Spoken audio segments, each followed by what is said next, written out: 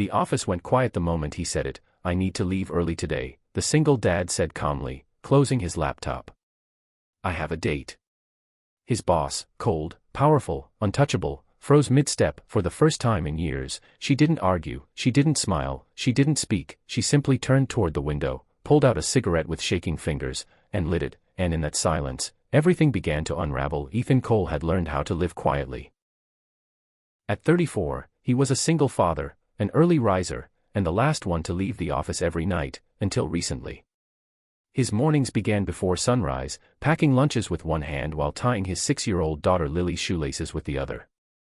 His nights ended with bedtime stories, whispered promises, and exhaustion that sank into his bones deeper than sleep. Work was survival, love was responsibility, dreams were something he folded away like old photographs. Still precious, but rarely touched, Ethan worked as a senior analyst at Blackridge Holdings, a ruthless corporate giant run by one woman everyone feared, Clara Voss. Clara was brilliant. Sharp. Emotionless, at least on the surface. She was known for breaking executives twice her age and firing people without blinking.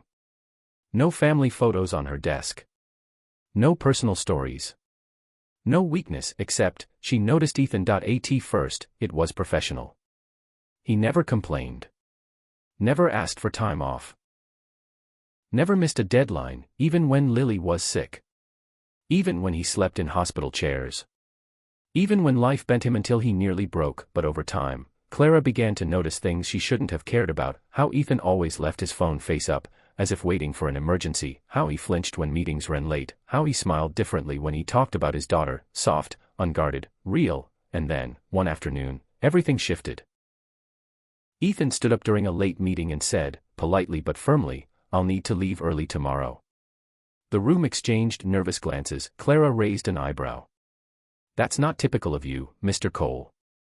He hesitated. Then smiled, just a little. I have a date. The word hit the room like shattered glass. Clara didn't respond right away. For the first time since Ethan had known her, she seemed unprepared. Her jaw tightened. Her eyes flicked away.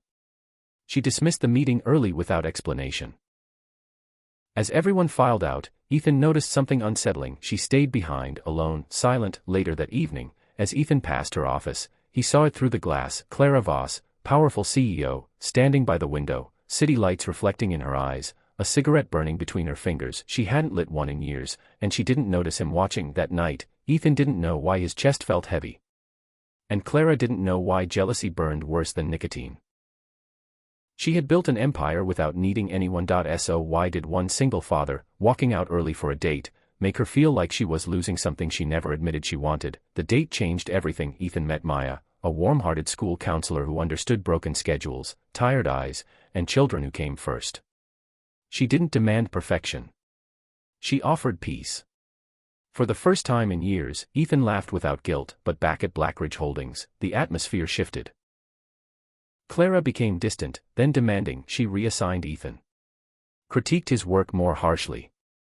Scheduled late meetings he couldn't attend.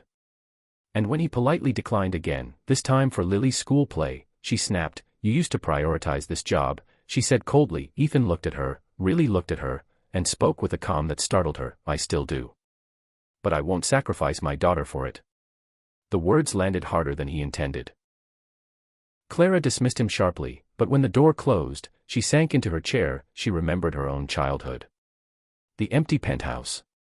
The nanny who raised her. The father who bought her gifts instead of time. The mother who left early, always early. She had sworn never to need anyone. But watching Ethan choose his child, watching him choose life, it hurt in a way she didn't understand. Days later, Clara learned Ethan had been offered another job, less pay, fewer hours, more life. She called him into her office. I hear you're leaving, she said. Yes, he replied. I need to. Silence stretched between them. Then, unexpectedly, her voice softened. Do you ever regret it? Choosing a life that costs you ambition. Ethan shook his head. I regret the days I almost didn't. Something cracked in her eyes. That evening, Clara walked into Lily's school auditorium, unsure why she was there, only knowing she didn't want to be alone. She watched Ethan in the audience, cheering louder than anyone, his daughter glowing on stage, and for the first time, Clara felt something she had avoided her whole life, connection. Weeks later, Ethan declined the new job, not because of Clara, but because she changed. She restructured the company. Introduced family-friendly policies. Promoted Ethan on merit, not control. And one quiet evening, she admitted the truth. I wasn't jealous of your date, she said. I was jealous of your courage. Ethan smiled gently. It's never too late. Months later, Clara quit smoking. She still stood by the window sometimes, but now, she wasn't alone. Some people don't fall in love loudly, they fall in silence, when they realize what they've been missing their entire lives. Life doesn't reward the loudest ambition. It rewards the bravest choices.